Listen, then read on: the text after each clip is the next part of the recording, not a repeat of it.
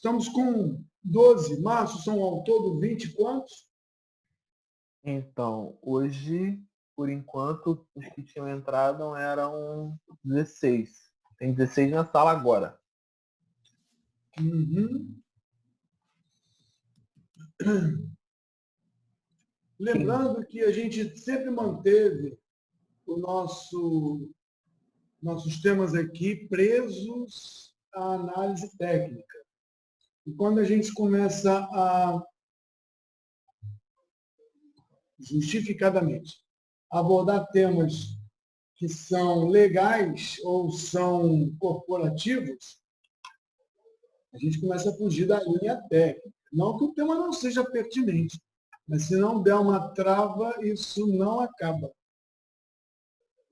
O tema é instigante ou o tema é provocante. 5 minutos, quanto tempo nós temos, Márcio?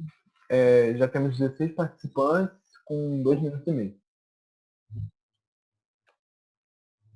Eu ia citar aqui que tinha uma galera que chegava em casa um pouco mais tarde, mas eu tô vendo que hoje a Mariana já tá aí.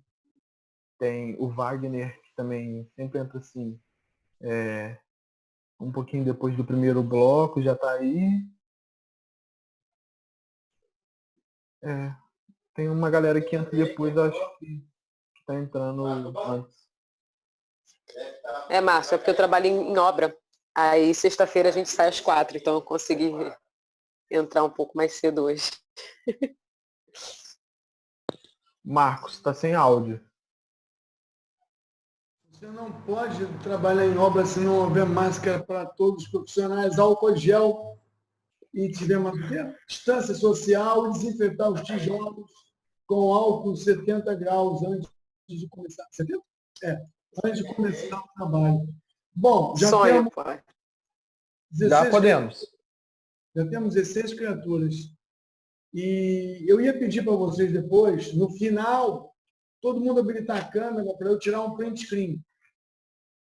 No final. Todo mundo o quê? Habilitar a câmera. Para eu tirar um print screen. É claro. Ele esperou eu tirar a maquiagem. Não, vai pentear o cabelo, bem certo. Aqui, ó. Ela tá aqui assim no cabelo. No último bloco, você vai ter 15 minutos. Olha só, o nosso momento agora é do Estelito Rangel. Estelito Rangel, como é que eu clico aqui? Aqui. Estelito de Rangel, ele gravou um vídeo para poder falar as coisas em 20 minutos. Senão ele ia ficar 3 horas. E ele abordou vários pontos. É esse aqui? Não, não é. O ponto do Estelito Rangel não é esse aqui, de treinamento. É que eu peguei o slide do dia anterior. Mas o link está certo. Então, vamos dar uma escutada no que o Estelito Rangel fala e não se esqueça de anotar os números.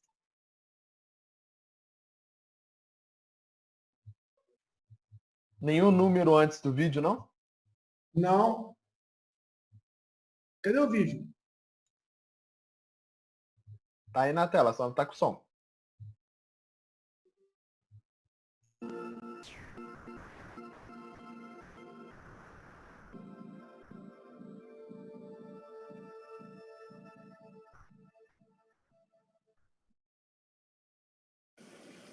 Boa noite. Bom tê-los aqui no nosso workshop sobre a nova NR10.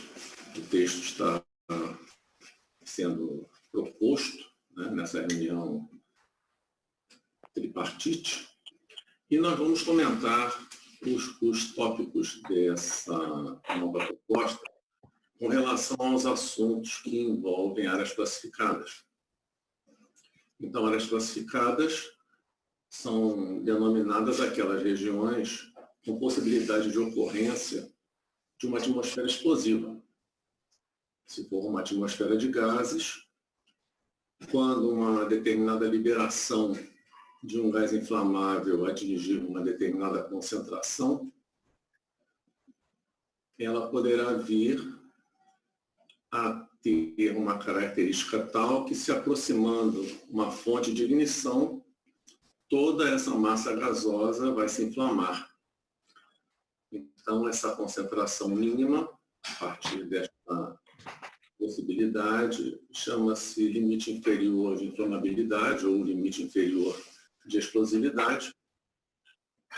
E esta situação é comum a indústrias químicas, né, como fábricas de colas, fábricas de tintas, petroquímicas, refinarias de petróleo. Então, uma série de empresas que manipulam o processo de substâncias inflamáveis. E este conceito também é aplicável para instalações que processem grãos ou produtos alimentícios, farináceos, né, farinha de trigo, farinha de milho, café. A maioria dos pós orgânicos são combustíveis e também se comportam desta mesma forma. A partir de uma certa concentração, se uma fonte de ignição com uma energia suficiente for colocada em contato com essa atmosfera, provocará uma ignição. Então, nós temos que os equipamentos elétricos e eletrônicos que podem ser instalados com segurança nessas regiões são equipamentos especiais. E isso está contemplado na NR10, tanto na NR10 atual, que é a versão 4, quanto no texto proposto para a revisão. Então, dentre esses textos, eu gostaria de chamar a atenção já para o primeiro item da norma, que é o 10.1.1, que diz que a norma justamente estabelece os requisitos de condições mínimas, né, objetivando a implementação de medidas de controle e sistemas preventivos, de forma a garantir a saúde e segurança dos trabalhadores expostos aos riscos decorrentes do emprego da energia elétrica, observando as prescrições do Programa de Gerenciamento de Riscos, o PGR. Essa colocação do PGR é muito importante porque o PGR não se limita aos riscos elétricos. O PGR tem que estar exatamente implementado em toda a empresa e uma das partes, né, um dos riscos que os trabalhadores estarão sujeitos são os riscos elétricos. Então, essa foi uma forma muito interessante da nova abordagem, né, deste texto que está agora em revisão. Nós também vamos falar um pouco sobre o item 10.3.2, que justamente ele faz uma colocação nova, que é as instalações elétricas devem ser executadas a partir de projeto elétrico específico. Então, é entendido que para qualquer tipo de alteração numa instalação, seja uma instalação nova, seja uma ampliação, tem que haver um projeto elétrico específico. E justamente esse projeto elétrico específico precisa estar baseado e estar devidamente registrado com esquemas ou diagramas unifilares, laudos de aterramentos, equipotenização e outros documentos quando aplicáveis. Então, neste item da proposta 10.3.2, subitem B, onde ele fala outros documentos, nós justamente vemos aqui uma consideração implícita aos documentos de classificação de áreas, porque esta é uma condição aplicável às empresas que possuem ocorrência de atmosferas explosivas e os equipamentos precisam ser especiais. Então, para que você faça uma seleção adequada dos equipamentos, tem que considerar os estudos de classificação de áreas. E há também uma informação importante que essa parte do profissional habilitado, né, ele já estava previsto na norma anterior em 10.3.8 e agora está mantido no texto proposto em 10.3.2.1. Então, isso é muito importante.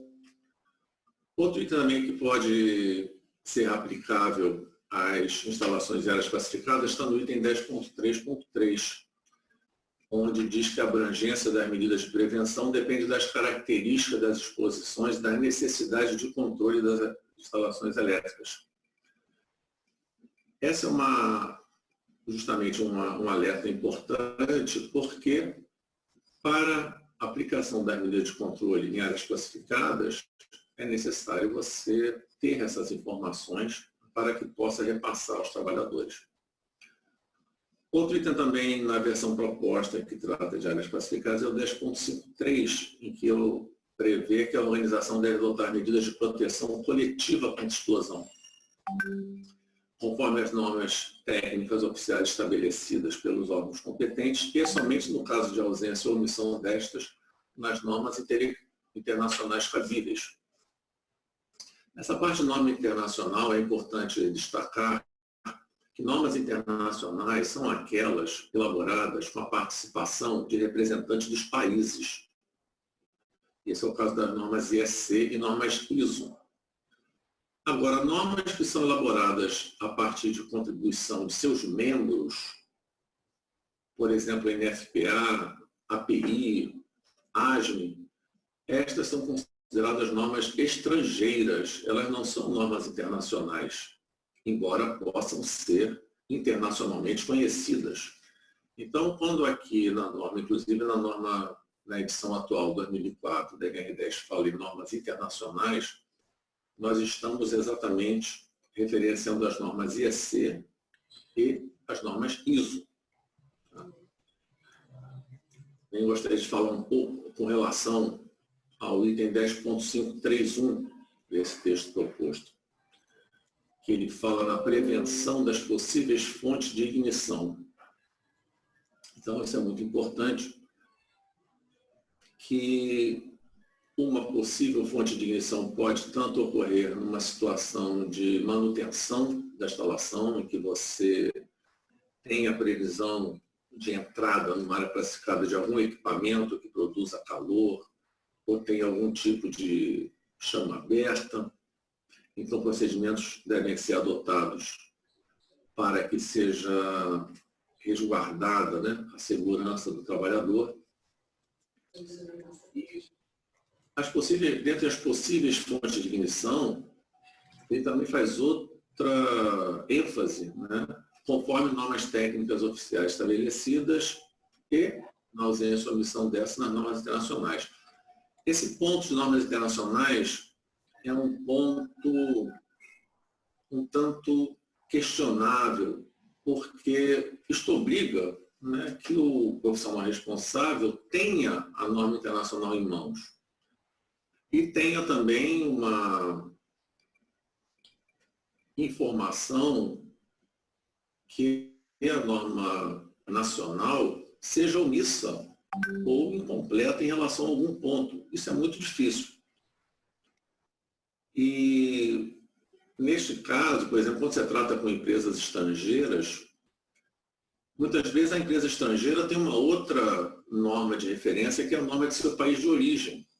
Então, por exemplo, uma empresa americana, ela trabalha com normas americanas. Então, se ela vem aqui no Brasil e você não tem uma norma brasileira que abranja com detalhes aquele tipo de instalação, vai ser natural que ele chame a norma do país dele, que é uma norma estrangeira. Então, fica muito mais fácil, muito mais seguro você trabalhar numa norma que o cliente, né, e o fornecedor de serviço conheçam, do que partir para uma norma internacional, que primeiro você vai ter que adquirir e depois disso vai ter que estudar a norma, vai ter que verificar o que naquela norma se adapta ao nosso sistema para então poder conduzir a obra. Então, essa é até uma observação interessante, que seria bom que a comissão tripartite atentasse para esse detalhe, principalmente com empresas que são americanas. Mas as classificadas não estão limitadas a esses itens. Nós temos um item importante, que é o item 10.532, que ele coloca explicitamente que os equipamentos selecionados para as áreas classificadas estejam de acordo com o estudo de classificação de áreas. Então, aqui faz-se uma referência explícita, né, a um tema que estava implícito na versão 2004. E o estudo de classificação de áreas, nós vamos ter um anexo explicando como é essa concepção do estudo de classificação de áreas, para vocês terem uma consulta posterior ao workshop, e que exatamente isso deve ficar, inclusive, no prontuário de instalações elétricas, porque é um documento que serviu de base para o projeto, e que apenas poucos profissionais estão devidamente capacitados. Nós encontramos em auditorias muitas irregularidades com relação a esses desenhos e nós percebemos claramente quando que o documento não foi realizado de uma forma confiável. E isso pode colocar em risco a instalação, porque justamente se você não tiver um equipamento selecionado adequadamente, você pode não estar devidamente protegido com relação a esses riscos.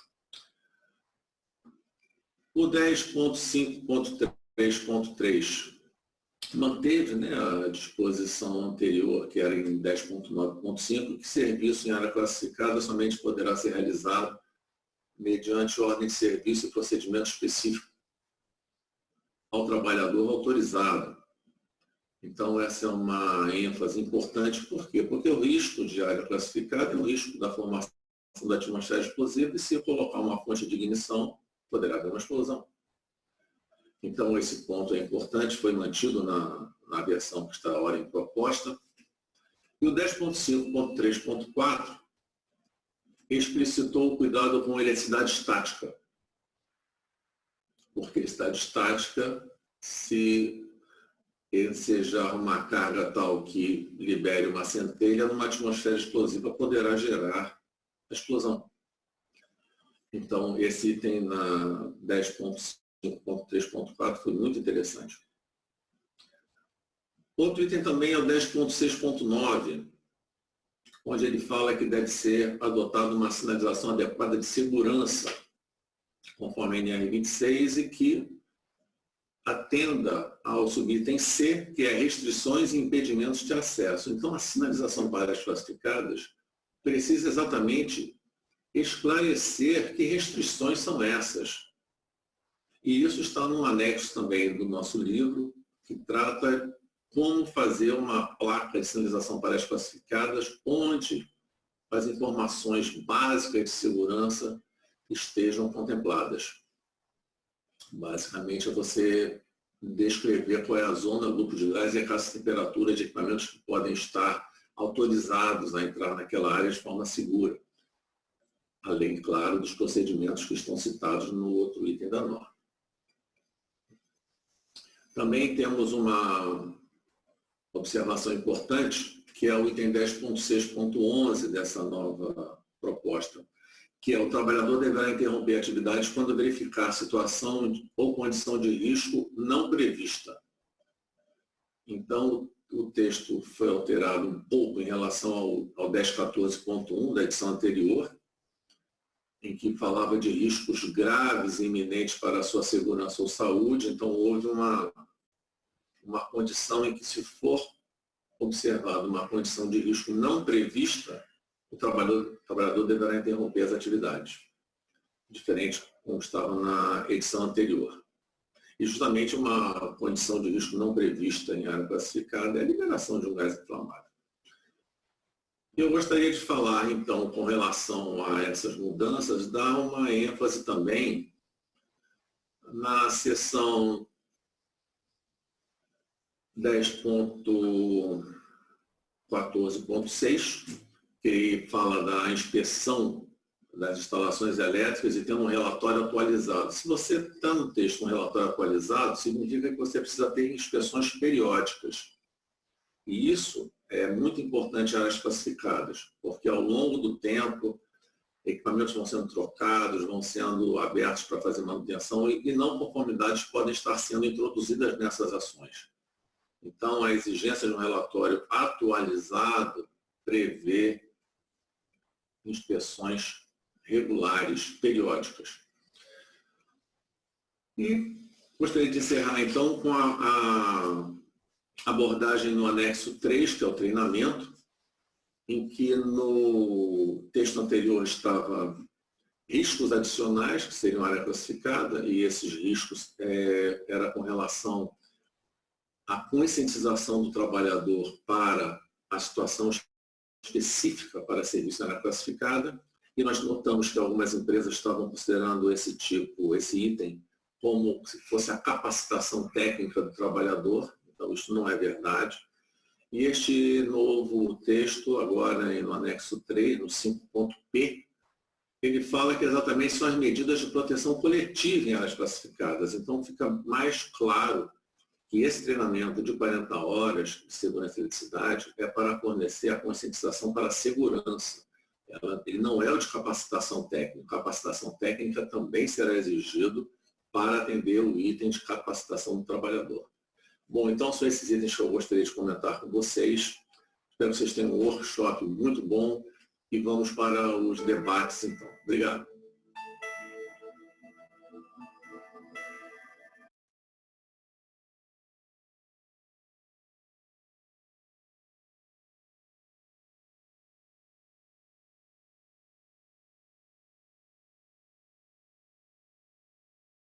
Posso fazer um comentário? Agora? Estão me ouvindo?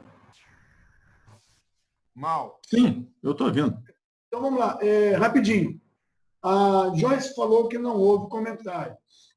Desculpa, não houve envio de questões dentro do nosso processo democrático, companheiro. Então, alguém falou alguma coisa aí que ia perguntar? Quem falou? Quem falou agora aí? Natan. Eu Então, queria fala fazer em 1 minuto. 1 minuto. Um minuto. Meu comentário é o seguinte: os riscos imprevistos, eu acho que são meio complicados de você avaliar.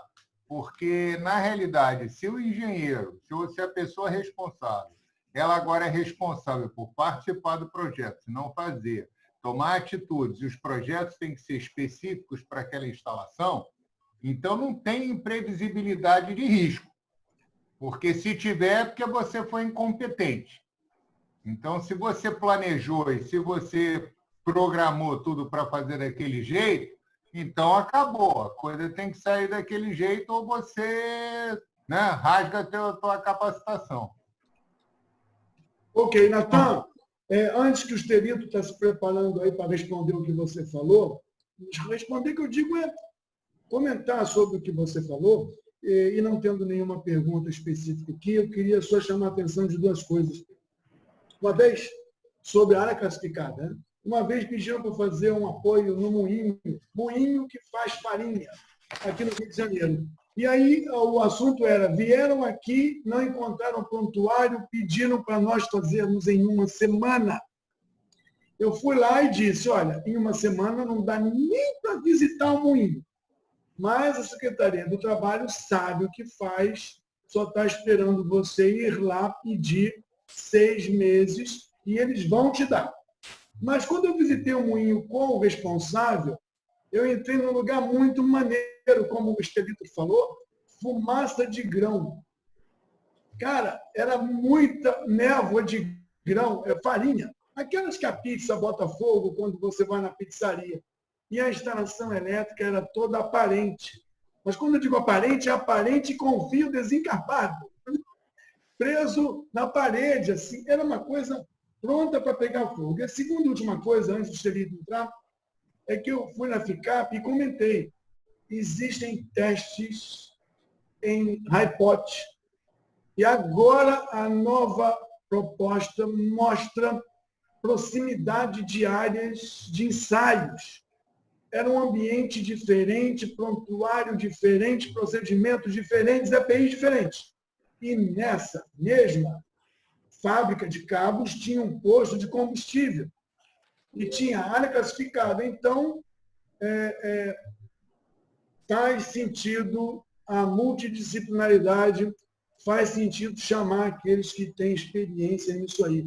Estelito, você tinha duas coisas. Um era um caso que você viu, onde faz sentido a especialização e o cuidado com a área classificada, e a resposta para o Natan, não uma resposta, né? Um comentário. Começa pelo Natan. Eu vou começar pelo meu nome, que eu tinha pedido para colocar o meu sobrenome Júnior no material que vai ser distribuído e no certificado, não vai esquecer. Uma questão de projeto. O que nós estamos falando é execução de serviço no campo. Execução de serviço no campo, seja em manutenção ou seja em alguma obra nova, se a planta estiver em atividade, pode ocorrer sim um vazamento, não é incompetência de quem fez o projeto.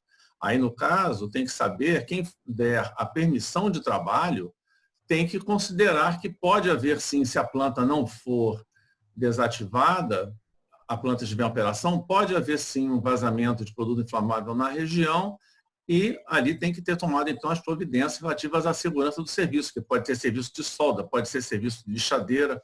Então, na indústria petroquímica, você tem diversos procedimentos que você lida exatamente com essas questões, com a planta em funcionamento. Agora, isso é previsível. Isso é previsível. Se você vai fazer um PT para trabalhar quente, entendeu? Você tem que saber que você está fazendo um PT para trabalhar quente. Naquela área que você vai fazer o trabalho quente, você tem que reduzir a classificação de área. Você tem que mitigar, senão você não pode fazer trabalho quente. Ou seja, tudo isso é previsível. Tudo isso dá para você prever.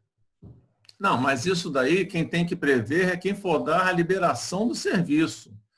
E não é bem assim. Não é bem assim, porque a condição que é feita para a liberação do serviço parte de algumas premissas.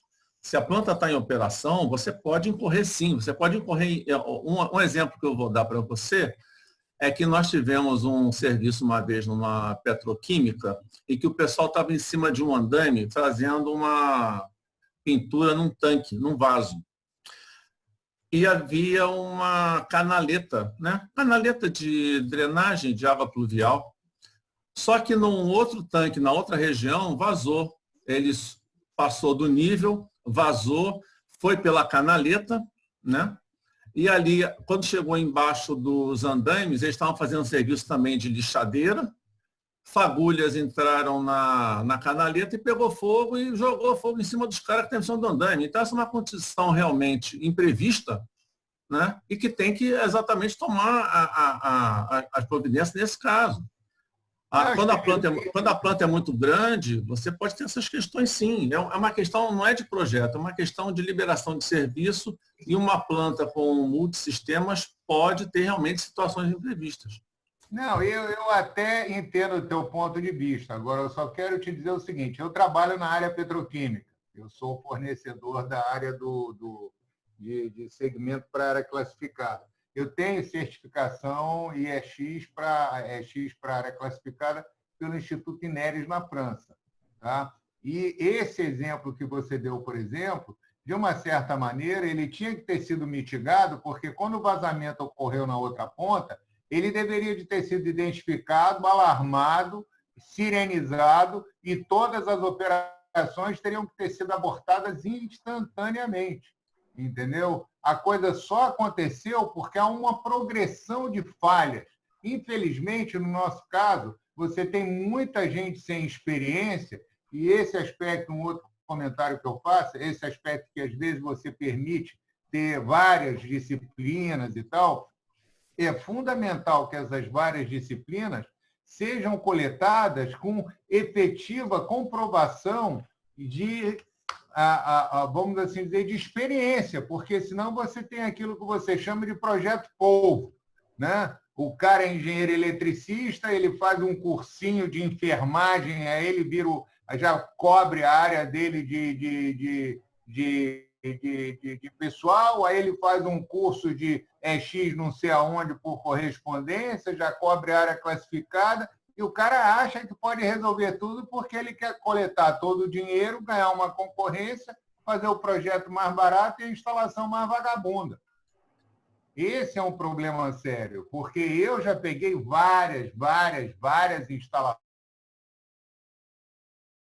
de miséria.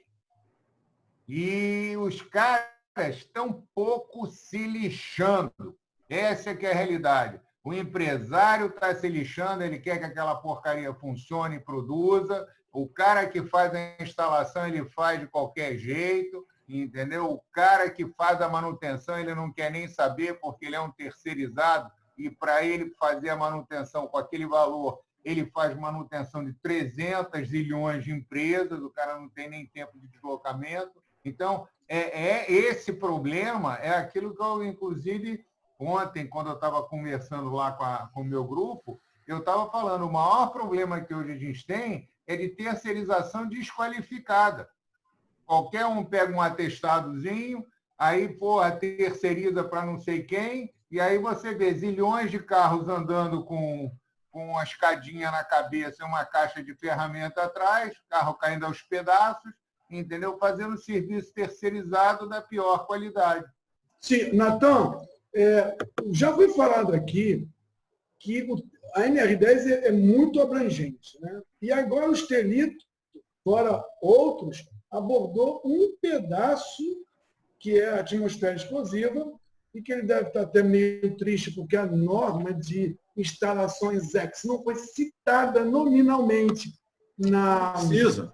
Não precisa. Mas é que o logo da fotovoltaica... Marcos, a citação de norma que está lá no anexo 3 é apenas uma ilustração, não se limita àquelas normas. E o que o Natan está falando, de má qualidade pessoal, o que a NR10 pôde fazer, e já fez na atribuição atual, é na autorização do trabalhador. Só pode ser autorizado quem é capacitado. Quem não é capacitado não pode ser autorizado. E também não é só autorização do terceirizado que vai fazer. O cliente também tem que ter um fiscal capacitado para ver se o terceirizado está fazendo certo. Então, a NR10 amarrou na autorização, entendeu? E com relação ao ponto de que lá na instalação tinha que ser serenizado, tinha que ser alarmado, tudo tinha que ser. Tudo no mundo ideal tem que ser. Mas o que a NR10 pôde colocar é situações não previstas, né? O empregador pode parar o serviço. É o que dá para ser feito. Anotando, então, o número 92. Empregado, Natão, empregado. Empregado pode paralisar. Não, eu não estou discordando de vocês. Eu só estou dizendo, querendo enfatizar, que no nosso cenário da vida real, entendeu? A realidade é totalmente diferente da prática. Infelizmente, isso daí. Porque é um verdadeiro inferno de Dante que eu pego por aí. Eu já quase morri numa refinaria. Porque simplesmente a manutenção da refinaria, entendeu? O cara, peguei uma determinada área que eu fui fazer inspeção, que os equipamentos não tinham manutenção há 6 meses, eles estavam inundados, o display estava afogado embaixo d'água. 5 minutos. Então, mas o que a NR10 pôde fazer nesse caso é exatamente dar o item de autorização. Todas essas questões que você está falando incorrem num item de autorização inconsequente, uma autorização que não deveria ter sido feita. Esse é o ponto que a NR10 pode trabalhar. É chamar a responsabilidade, nesse caso, autorização. Isso não é nada. Eu já participei de uma verificação de manutenção de guindaste, que o guindaste não estava, por exemplo, levantando a lança. Aí chamaram lá o mecânico do guindaste para ver. Aí ele ia lá no painel, com um fiozinho, tal. Eu botei um contramestre lá em cima do carro, falei, fica em cima desse cara, ver o que ele vai fazer. Sabe o que o cara fazia? Ele simplesmente pegava o fio e fazia os contatos, né? Lá, só para bypassar o sensor. Quando ele via que o negócio começava a mexer, ele ia lá, soldava. Isso que era manutenção do fabricante. Vamos lá. A gente tem motivo e material para fazer mais um workshop ou mais blocos em outros dias. Mas a gente precisa focar no conjunto.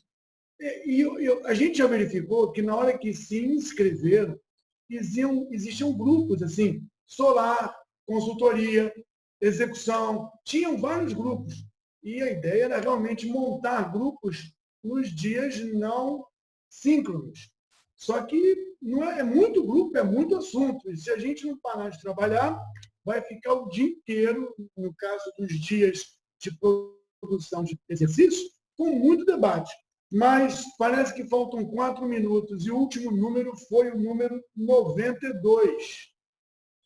A gente ainda pode anotar questões ou comentários e mandar no grupo para o 4º bloco.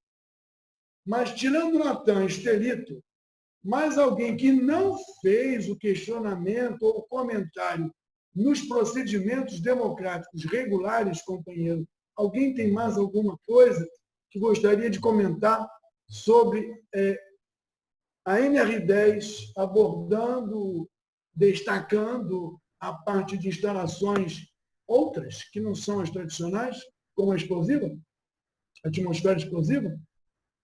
Alguém que não... Estelito não pode, Natan não pode. senão os outros vão ficar inibidos. O Diogo vai falar alguma coisa?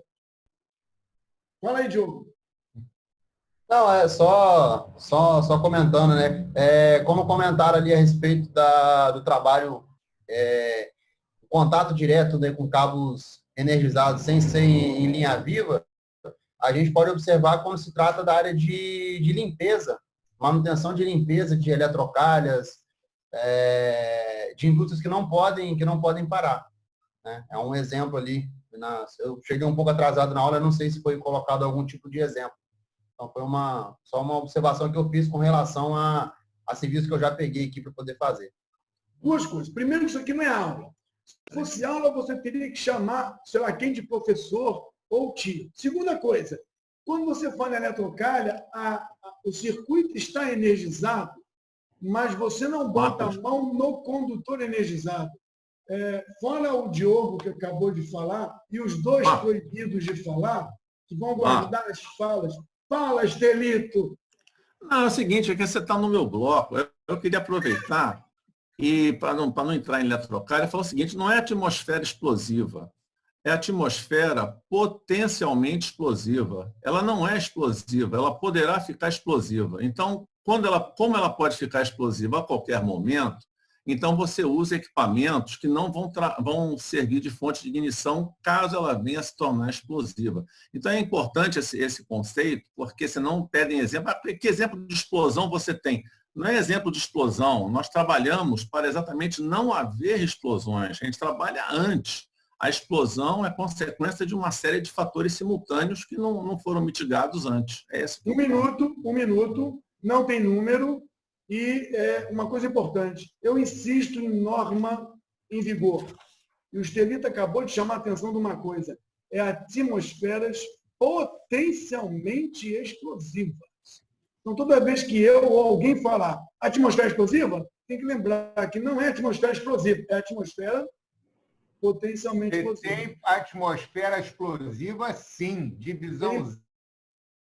Gente, interrompi novamente, que vai terminar aí, tá? Desculpa, Natan. A divisão 0, a atmosfera é explosiva. A divisão 1 é atmosfera potencialmente explosiva.